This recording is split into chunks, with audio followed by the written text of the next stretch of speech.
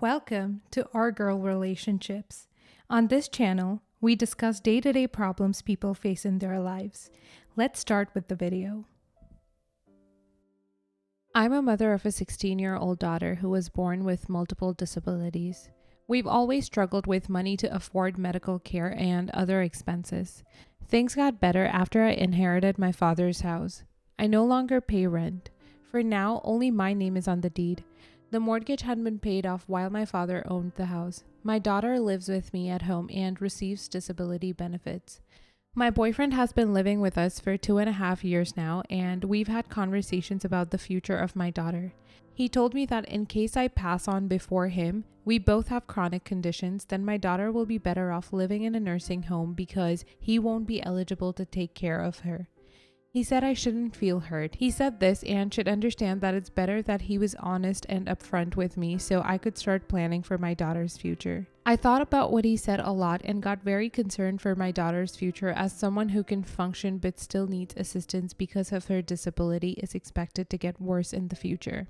I came to realize that I needed to ensure that she had at least something to fall back on in case she needed to pay for assistance or afford medical devices. I had a conversation with my boyfriend this morning about my decision to put my daughter's name on the deed of the house when she's 18. He was confused and he asked why, and I explained, I want her to have a secure future and the house is all I have to give her. He said I was wrong because I seemed to forget that he, as my partner, gets to share making this kind of decision and have the house as a shared asset when we're married. I said even if we're married, the house was inherited and owned before marriage, so it's not and won't be a shared asset. He clearly didn't expect that and argued that the logical thing for me to do is to add his name to the deed, not my daughter, and that he never saw anyone do that with total disregard for their partners. He said I should add him to the deed if I won't reconsider adding my daughter. I asked him why I should add him, and he said as my husband, but still said he's not sure about getting married or when. Again, I explained that even if we get married, I won't share this house with him because I owned it before marriage. He got so upset with me, calling me petty because I made this decision after he stated that he won't be able to care for my daughter and will put her in a nursing home. I said that's not true, but he got up and walked out and still hasn't returned home or answered my calls yet. Boyfriend has shown his true colors. He feels entitled to your property and has zero care or desire to care for your daughter. Consider this information carefully before you make a future with him. Securing a financial future for your daughter is wise. Check with a financial advisor lawyer who knows the best ways to go about this, not the a-hole. Dump him. He sounds like he was hoping to abandon your daughter in a home and get a free house should you die. However, you need to speak to a lawyer to make sure that your daughter being on the deed won't prevent her from getting her full share of disability Medicare if you live in the US because people with assets don't usually qualify. Yes, get an attorney and get your estate in order. I think a trust would be appropriate in this situation. Deed the house to the trust, have the trust solely and directly benefit your daughter to ensure she has care for as long as possible, and do not name your boyfriend as trustee. You're so smart to refuse to put your boyfriend on the deed even after marriage. If you do end up getting married, get a prenup, not the a-hole. It may be best to put the ownership of the house in a trust and give your daughter lifetime residency or control of it. Speak to an estate attorney, not just any old lawyer, and figure out the best way to convey the property to her. Not the a-hole. Girl, screw him, and I mean that. As a mother, you're doing exactly what you're supposed to do. Protect your children no matter what. She's disabled and he's clearly made it clear that she's on her own. He's a grown man. He shouldn't be leaning on your father's generosity when you die. Like, no. And he's not in a hurry to marry you until you put the deed in his name. Like, no. It's manipulation and greed. Stop calling him and hope and pray he shoves it up his behind. Your daughter deserves to be taken care of and looks like he wishes he would have gotten the same from his family. But he didn't and can't tell you what to do with your father's house and what to do with your child, especially not as a boyfriend who doesn't care enough to think about your daughter. Not the a-hole, not the a-hole, not the a-hole, but a damn good mother. Not the a-hole. The parts of your story that concerned me were this. He said I was wrong because I seemed to forget that he, as my partner, gets to share making this kind of decision and have the house as a shared asset when we're married. He clearly didn't expect that and argued that the logical thing for me to do is to add his name to the deed, not my daughter, and that he never saw anyone do that with total disregard for their partners. Throw in. He told me that in case I pass on before him, we both have chronic conditions, then my daughter will be better off living in a nursing home because he won't be eligible to take care of her, and I'm a bit concerned. Not that he's wrong. I don't know what your daughter's condition is, and it usually is the case that expert care in an assisted living facility can give better care than a family member. But that he so quickly moved to plan B without considering a plan A, as if he's looking at the house you inherited as if it belonged to him and not to you to dispose off after you pass as you will. And it all feels like red flags to me. The thing is, your daughter may not be able to live in your home after you're gone, but the home can be sold and the proceeds used to help pay for a better standard of living for your daughter. And the reality is, you've put your daughter before your boyfriend, which is appropriate in cases like this. Be aware this may end your relationship. Not the a-hole. If you stay with this man, please invest in time with a lawyer to really get your affairs in order. You want to have things done right and documented properly beyond just the house deed itself, with no room for him to try to weasel his way in as a guardian, conservator, or some other title that could leave your daughter vulnerable.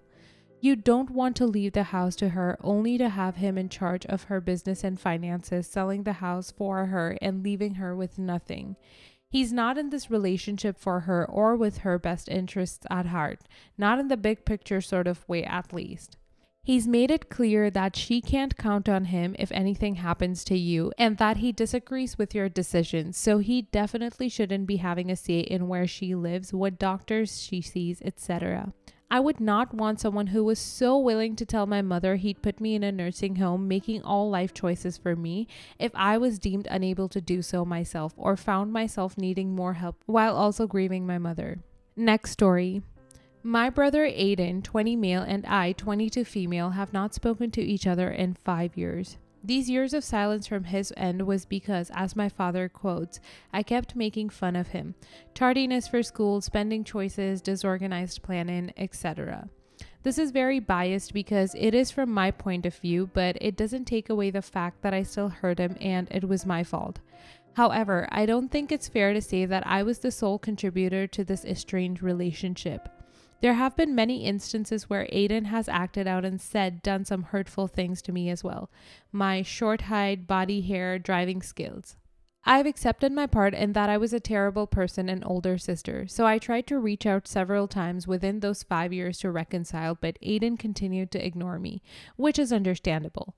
Since then, I left things as they were and tried to move forward with my own life. For the past 2 years, I usually drive home frequently from college to visit, but I finally realized the reason I was unhappy coming home was because 1. The lingering tension and unresolved conflict with Aiden made things difficult, and 2. I was still expected to clean up after him, despite the fact that there was no sense of common decency from him towards me, even if I truly deserved it.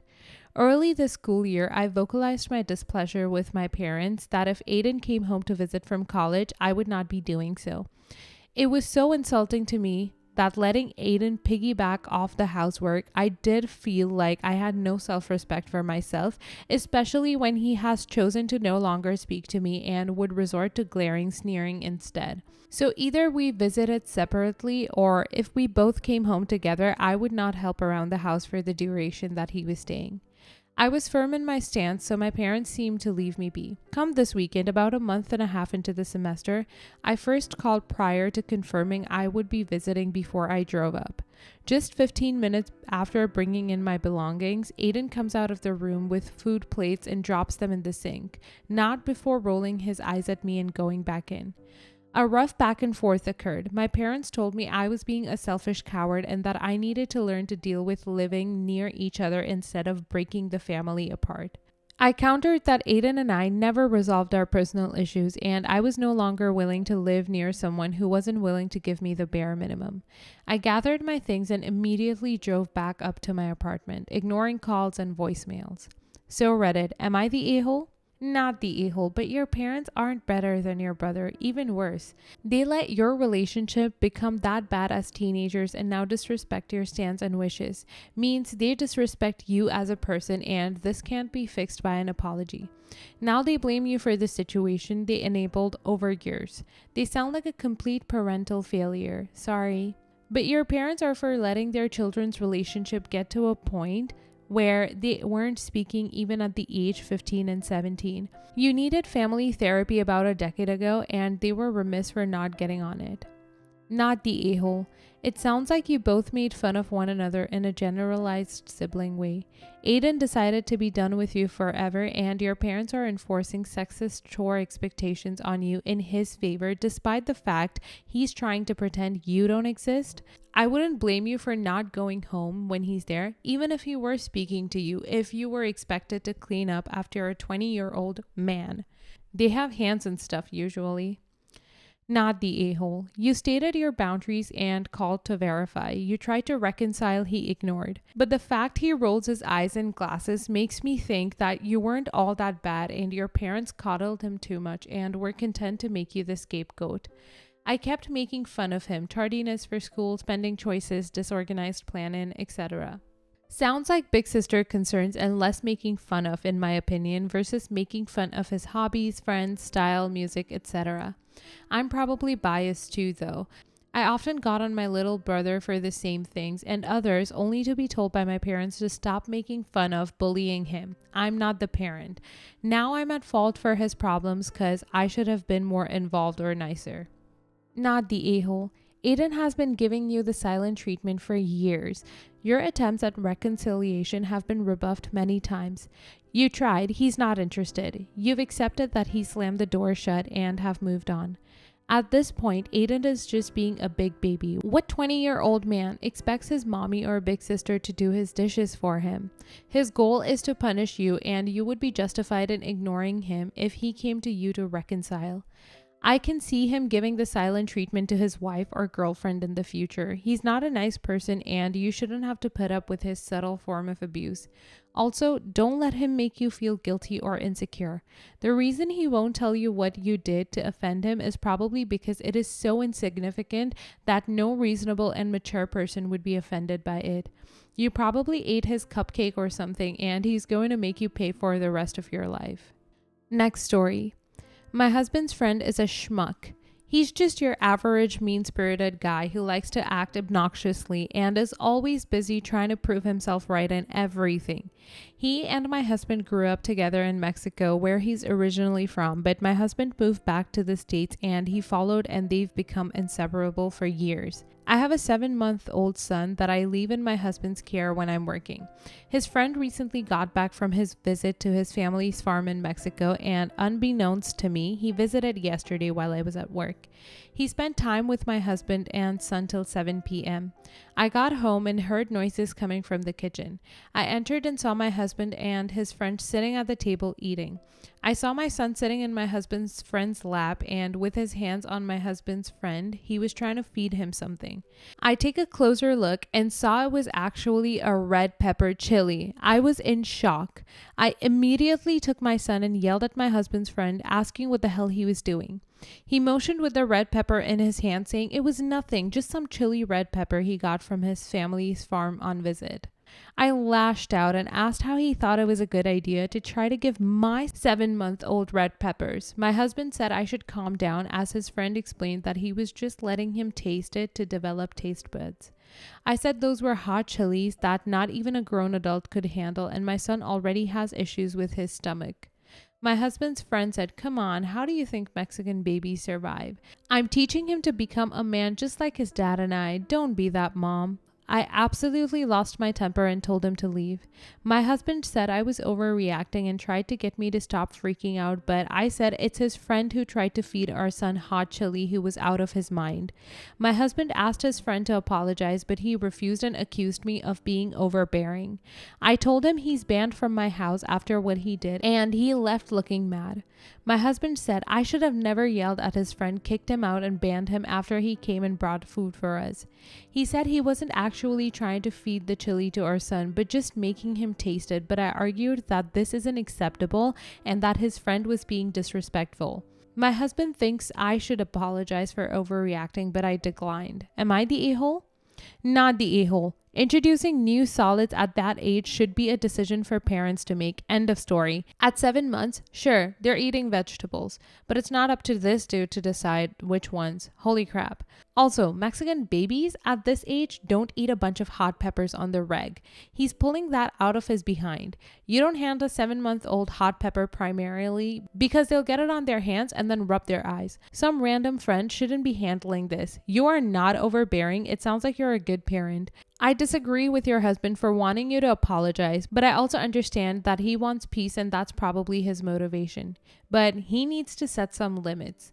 I'm wondering why he didn't stop his friend from doing this. That's concerning. Oh yeah, I've been through this. When I wanted to add hot peppers to something, it would be in a stew form, or I could spoon feed it at that age. Otherwise, it's just carnage. Babies can totally try hot peppers, but it should be done cautiously and by caretakers, not random people who thinks it's hilarious. Also, whenever trying a brand new food at that age, it's good to know where the Benadryl is, if that's an option, just because you never know. Fortunately, I never ran into that problem, but it's good to think about this stuff. Not the a-hole. I would have slapped him, honestly, and then the dad for thinking even a taste would be acceptable. The baby wouldn't trust food being put in his mouth after that, not to mention how much pain he would be in. If you want to have him try spices, start light, not full-blown spice. As a mother, I'd catch a charge for kicking that man's behind for doing something like that. Unacceptable. As would any Mexican mom. I don't know how he thought this would be okay just because he's Mexican. I am too, and the last time I saw a family friend try to feed his granddaughter salsa, his daughter went full crazy on him, almost pushing him off the chair and effectively ending the cookout. We are always hard on the kids, but a good Mexican mom will beat the crap out of anyone that tries to hurt her babies, even husbands. Not the a-hole. I'm Mexican and we don't give our babies a chili pepper all on its own. It's mixed with food, which is fine. The bigger picture is that he disrespected you once you were visibly upset, but he did have consent from the dad, so that's another issue. See, I needed your reading of this to realize he was giving the baby an actual red pepper and not just food with red peppers in it. I'm half Cahoon and my kids have had cayenne in their food since they could eat. But it's dried and ground peppers sprinkled, not the full freaking pepper. My 2-year-old had jambalaya today and he said it was so good that an adult near us said it was too spicy. So spice isn't an issue if they're enjoying it. But the actual pepper, why? I'm almost 40 and I'm not just chewing on cayenne peppers for the fun of it. A bit of heat is fine. A full bite of a red chili pepper at 7 months is not. Not the a-hole. You have a husband problem. He's putting his friendship with his friend over the welfare of his son. I would be concerned about ever leaving your son alone with his father because you know that he will have his friend over. You need to look at other childcare options. You might want to think long and hard about your marriage, and do not ever apologize to his friend. He's the one who should be apologizing.